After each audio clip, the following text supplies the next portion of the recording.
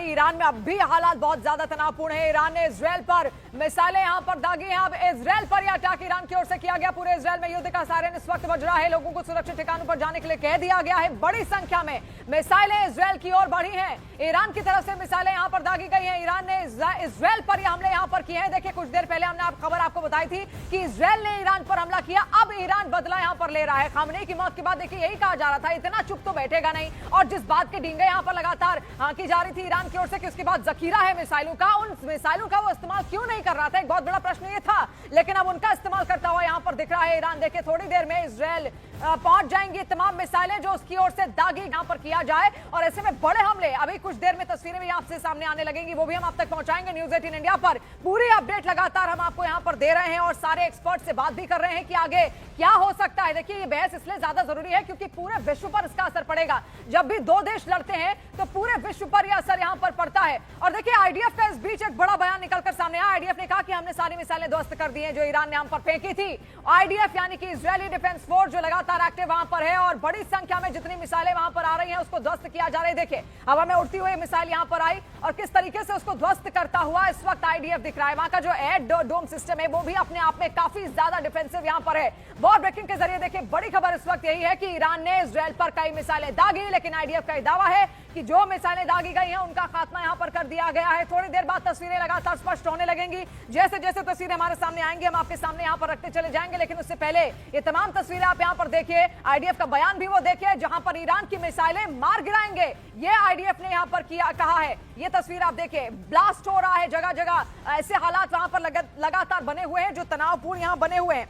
अशोक सज्जनहार जी भी लगातार हमारे साथ मौजूद हैं। अशोक जी, आपसे समझना चाहूंगी क्योंकि देखिए, ज्यादा लंबा तो नहीं लग रहा है कि ये युद्ध अब चलता हुआ यहां पर दिखेगा। ईरान अब तक बहुत सारी मिसाइलें उसके पास रखी हैं, अब भी उसने उन मिसाइलों का प्रयोग किया नहीं है जिससे बहुत बड़ी तबाही वो यहां पर इजरायल को दे पाए, और देगा भी कैसे। उसका तो आयरन डोम सिस्टम पहले ही बहुत ज्यादा मजबूत है और अमेरिका का बैकअप भी है। जी, आप बिल्कुल ठीक कह रहे हैं। देखिए, एक तो उसका आयरन डोम सिस्टम है, उसके ऊपर उसके और भी अपने बैलिस्टिक मिसाइल डिफेंस सिस्टम लगे हुए हैं। केवल आयरन डोम तो बिल्कुल आखिरी उस पर है, परंतु उसके ऊपर 3 उसके और ऐसे डिफेंस सिस्टम्स लगे हुए हैं। देखिए, एक चीज मैं और बताना चाहूंगा, पिछली बार जब हमला हुआ था तो ये जो मिसाइलें हैं ये सब सऊदी अरेबिया, जॉर्डन वगैरह से होकर ये जाती हैं, इजरायल पहुंच सकती हैं। और तब ये वाले देशों ने भी कहा था हम अपनी सुरक्षा करने के लिए। रोकना चाहूंगे, एक और तस्वीर यहां से सामने आई है। देखिए, ईरान में ये तस्वीर है जहां पर लोग काले झंडे लगाते हुए यहां पर दिख रहे हैं। आप देखिए, काले झंडे लगाते हुए यहां पर देखे जा रहे हैं, लोग रो रहे हैं, बिलख रहे हैं। उनकी कई सारी तस्वीरें लगातार हम आप तक पहुंचा रहे हैं। ईरान में ये मातम है एक तरीके से, खामनेई के जाने के बाद, उसके मारे जाने के बाद ये मातम मनाते हुए ये तमाम लोग वहां पर आपको दिख रहे हैं। आप देखिए, हाथ में एक काला झंडा भी बकायदा है, काले कपड़े पहनकर वो लोग वहां पर पहुंचे हुए हैं। चेहरे पर एक शिकन है, एक नाराजगी है, एक अफसोस वहां पर है, गम है उनके चेहरे पर। और खामनेई के जाने की वजह से, उनके खात्मे की वजह से, जिस तरीके से इजरायल ने उनको अपना टारगेट बनाया, अपना निशाना बनाया, अमेरिका ने जिस तरीके से उनको यहां पर खत्म किया गया। इमाम रजा में यहां पर देखिए ये काला झंडा ले जाया जा रहा है, जिसका सीधा मतलब यह है कि हम बदला लेंगे, हम बिल्कुल उसी तरीके से बदला लेंगे जिस तरीके से उन्होंने ईरान के supreme leader Ayatollah Ali Khamenei को मार गिराया है, उसी का बदला यहां पर लिया जाएगा। आप देखिए, वहां पर ये काला झंडा ले जाने का मतलब ही यही है कि इसका बदला लिया जाएगा, यानी कि बैकफायर फिर से यहां पर किया जाएगा। और ये तमाम तस्वीरें वहां से जुड़ी हुई लगातार हम आप तक पहुंचा रहे हैं क्योंकि खामनेई की मौत पर कहीं जश्न है तो कुछ लोग ऐसे हैं, कुछ चेहरे ऐसे हैं जो बिल्कुल गम में इस वक्त मातम में डूबे हुए नजर आ रहे हैं।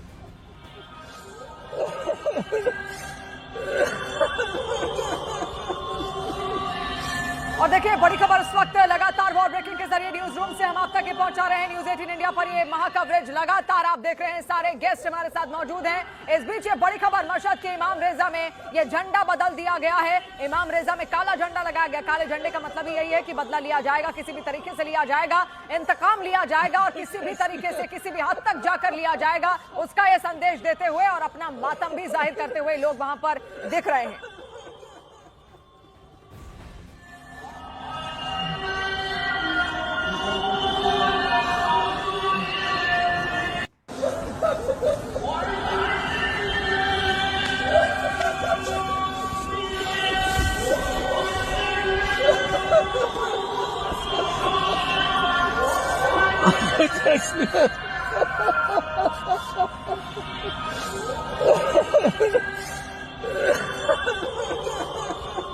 लगातार हम आपको यहां पर दिखा रहे हैं और एक बड़ी खबर भी फिर से यहां पर सामने आ रही है। बड़ी खबर इस वक्त ईरान इजरायल युद्ध से जुड़ी हुई। दुबई में फिर से धमाके हुए हैं, दुबई में फिर से धमाके महसूस किए गए, दुबई में फिर से अटैक यहां पर हुआ है ईरान की ओर से। फिर से कल हमने तस्वीर आपको दिखाई थी बुर्ज खलीफा के आसपास किस तरीके से अटैक वहां पर किया गया और फिर से अभी खबरें सामने आ रही हैं कि दुबई में फिर से धमाके हुए हैं। इसके अलावा दुबई का जो इंटरनेशनल एयरपोर्ट था वहां पर भी अटैक किया गया था।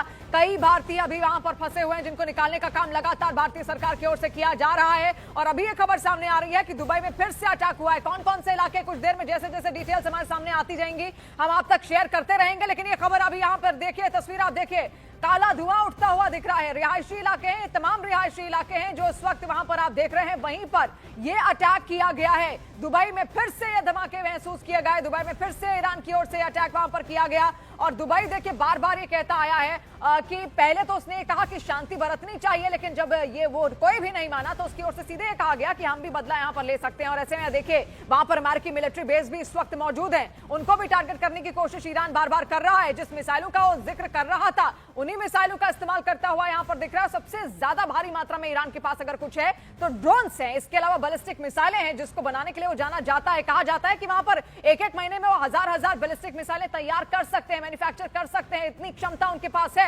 इसके अलावा भी बहुत खतरनाक मिसाइलें उनके पास यहां पर मौजूद है जिसका इस्तेमाल अभी तक उसने किया नहीं, और अगर करेगा एक बड़ी तबाही वो उस क्षेत्र में यहां पर आ सकती है। दुबई से तस्वीर आप यहां पर देखिए, फिर से वहां पर मिसाइल्स बरसाई गई हैं। डर का माहौल अब भी दुबई में वहां पर है क्योंकि लोग इस वक्त घरों के अंदर हैं और बाकायदा वहां की जो सरकार है, जो प्रशासन है, वहां के लोगों के लिए एडवाइजरी भी जारी कर रहा है। अभी मिली जुली तस्वीरें आप यहां पर देखिए, जश्न भी है, मातम भी है। ईरान की तस्वीरें अलग अलग हम आपको दिखा रहे हैं 6 तस्वीरों के जरिए। आप देखिए ऊपर आपको मातम दिखेगा, रोते हुए लोग दिखेंगे, बिलखते हुए लोग दिखेंगे जो कट्टर समर्थक थे खामेनेई के, लेकिन नीचे वो लोग दिखेंगे जो खामेनेई को बिल्कुल एक रत्ती पसंद नहीं करते थे। वो बिल्कुल नहीं चाहते थे कि वो सत्ता में बने रहें, वो बिल्कुल चाहते थे कि अमेरिका इसी तरीके से हमला करे और खामेनेई को सत्ता से बेदखल कर दे, क्योंकि उन्होंने भी बहुत सारे प्रदर्शन करके बहुत प्रयास किए लेकिन कुछ हुआ नहीं। तो नीचे नाचते गाते लोग भी आपको वहां पर दिख रहे हैं, लेकिन ऊपर की तस्वीरें अगर आप देखेंगे तो सब मातम में इस वक्त खोए हुए हैं। यहां तक कि कई टीवी एंकर्स भी रोते बिलखते वहां पर देखे गए हैं। तो ये अलग अलग मिली जुली तस्वीरें ईरान से लगातार हम आपको दिखा रहे हैं।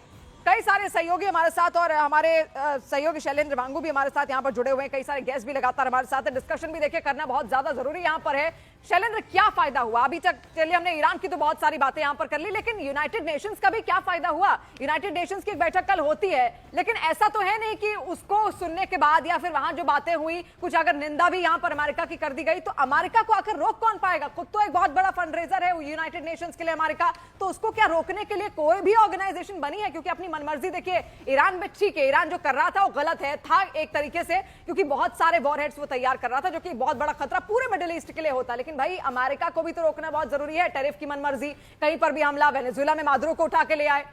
एक मैं आपसे पूछूंगी अभी ये सवाल, लेकिन देखिए बड़ी खबर फिर से आ रही है तेल अवीव में, जहां पर युद्ध का सायरन इस वक्त बजा है। तेल अवीव से खबर इस वक्त युद्ध के सायरन वहां पर बजे हैं और ऐसे में लोगों को आगाह किया जा रहा है, यानी कि अटैक हो सकता है, हमला हो सकता है या हमला वहां पर हो चुका है, उसके बाद ये सायरन वहां पर बजाए गए हैं। आप देखिए तेल अवीव भी लगातार ईरान के निशाने पर यहां पर है। कल भी वहां पर कई हमले किए गए थे, वहां पर जितने एयरपोर्ट थे उनको बंद कर दिया गया था, फ्लाइट्स रद्द कर दी गई थी। और अभी ये खबर सामने आ रही है तेल अवीव से लोग बंकरों की तरफ भागते हुए नजर आए हैं। वहां पर लोग बंकर्स में छिप रहे हैं, खुद को महफूज रखने की कोशिश में है। युद्ध का सायरन वहां पर बज चुका है, वो तस्वीर भी हम आपको यहां पर दिखाएंगे। तेल अवीव में आप देखिए युद्ध का सायरन किस तरीके से बजा, लोग भागे और अपनी जान बचाने के लिए भागे हैं और बाकायदा वहां पर एडवाइजरी भी लोगों के लिए जारी की जा चुकी है कि आप सुरक्षित ठिकानों को ढूंढ लीजिए, वहां पर छिप जाइए। तो कई लोग बंकरों की तरफ भी भागते हुए यहां पर नजर आए हैं। तेल अवीव में युद्ध का सायरन बजा है। शैलेंद्र, मैं चाहूंगी अब इसी के साथ अब अपनी बात भी यहां पर पूरी कीजिए कि यूएन का फायदा क्या हुआ?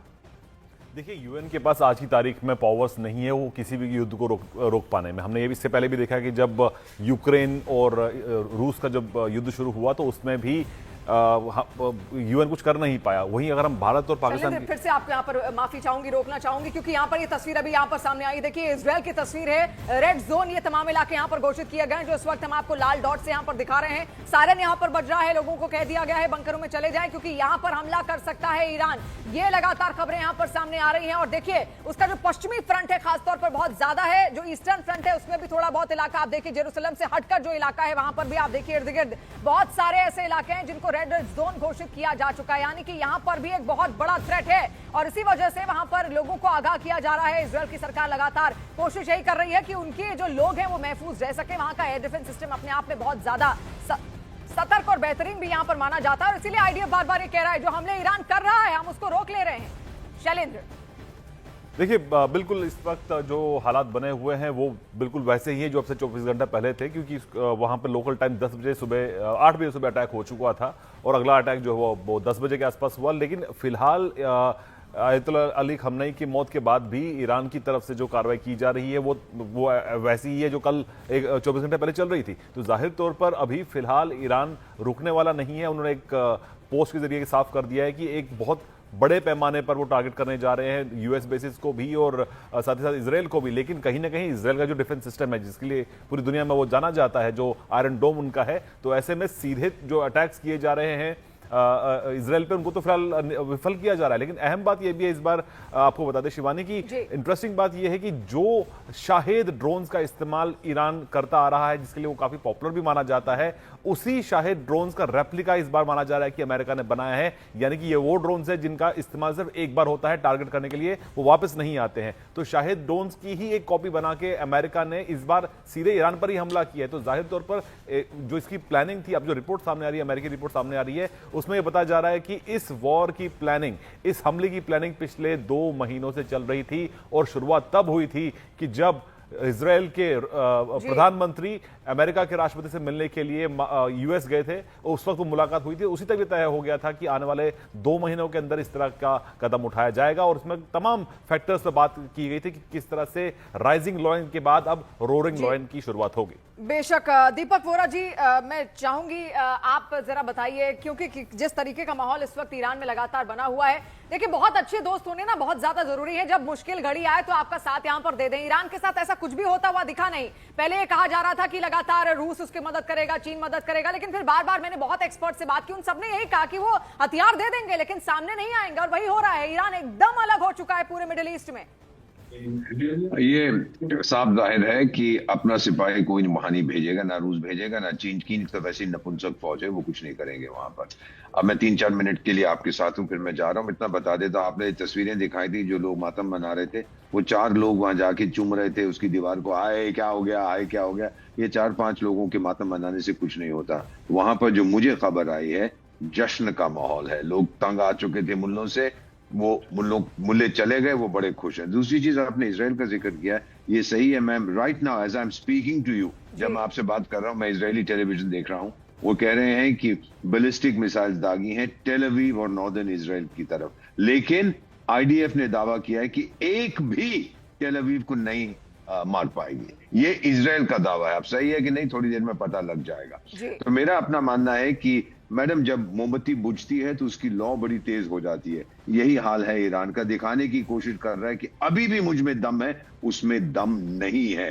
ये दिखाने के लिए है, कुछ नहीं कर पाएगा। मैं आप देखते जाइएगा, मैं फिर आपसे जुड़ूंगा बाद में। But you have given magnificent coverage, और आपको मुबारक हो जितनी शानदार आपके चैनल ने कवरेज की है इस जंग की। So thank you very much. बहुत अच्छा लगता है जब आपके साथ होता है। बहुत बहुत धन्यवाद दीपक वोरा जी। और बिल्कुल बेशक ये सारी बातें यहाँ पर निकल कर सामने आ रही थी कि ईरान अब आगे करेगा क्या। अशोक सज्जनहार जी भी लगातार हमारे साथ यहाँ पर हैं। अशोक सज्जनहार जी, आपसे भी मैं आज जानना चाहूंगी, ईरान की जो स्थिति इस वक्त है, आप क्या देख रहे हैं? बहुत लंबा लगता नहीं है कि अब वो झेल पाएगा इस युद्ध को? जी आप बिल्कुल ठीक कह रहे हैं संगीता जी, बिल्कुल झेल नहीं पाएगा। उसकी जैसे हमने बताया, एकदम वो हताश हो गया। और ये हताशा भरे इसके जो काम हैं, जो यहाँ पर वो यूएई, बहरीन वगैरह उसके ऊपर हमले कर रहा है। और जब वही होता है, जब एक जख्मी हो जाता है तो हाथ इधर उधर वो फहराना शुरू कर देता है। कुछ उसमें कोऑर्डिनेशन नहीं है, कुछ उसमें प्लानिंग नहीं है। तो यही वो कर रहा है। जो हमारे पास मिसाइल हैं, ठीक है, इसराइल के ऊपर भेज दो, इधर मिडिल ईस्ट के जो देश हैं उनके ऊपर भेज दो, उसका असर किसी का नहीं होने वाला है। वो बहुत ही एकदम टूट चुका है, हताश हो गया है, और उसकी वजह से ये सब काम हो रहे हैं। तो मेरे विचार से कुछ समय तक ये चलेगा, क्योंकि उनका जो कमांड एंड कंट्रोल सिस्टम है वो वहाँ पर बना हुआ है, बना रहेगा। परंतु उसके बाद एकदम वो जी ढह सर। जाएगा और उसके बाद हमें देखना पड़ेगा